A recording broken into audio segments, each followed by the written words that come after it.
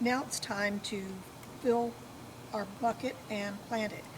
The wood cup, you want to pack the soil in very, very firmly.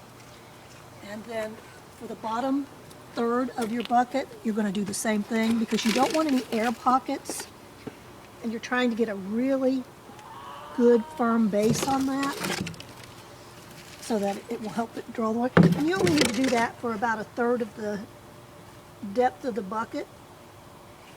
And then you finish filling it and get ready to plant. Now this one is going to be a tomato plant. Normally you would put the plastic cover, make an X, and then put your plant in, but because I like to plant my tomato plants really deep, I wanted to dig the hole, plant it, or dig the hole and get it ready to plant, then put the cover on. And I filled it with water, and I covered the spout with a little bit of that mulch because I didn't want a wasp to build a nest in there. And of course you also need to add your fertilizer at this time. I use organic fertilizer, and it has a much lower NPK, so you have to use a lot more of it. I'm going to be putting 2 cups around this.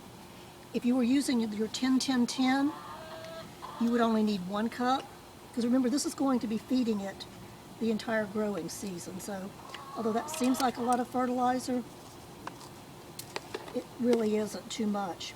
The other advantage of this, if you're organic and you have pets, you know that they can't leave the organic fertilizer alone, but this is going to solve that problem for you. Okay. And you notice I've already put a stake in there because even though I'm planting a dwarf tomato that gets about 4 feet tall, it has a full-size root on it, and it does have to have the staking.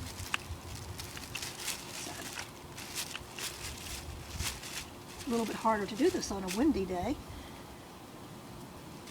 Get my mulch, which I will probably want to rinse off because I've gotten it kind of dirty and it's not as shiny now.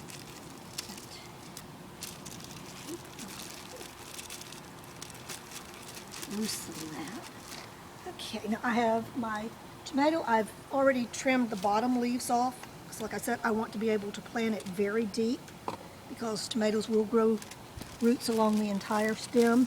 So you can see how hard it would be to plant it that deep if I hadn't dug the hole first and got it ready.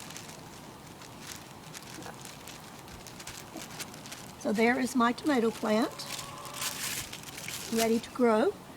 Should have everything it needs for a healthy season, so we'll see.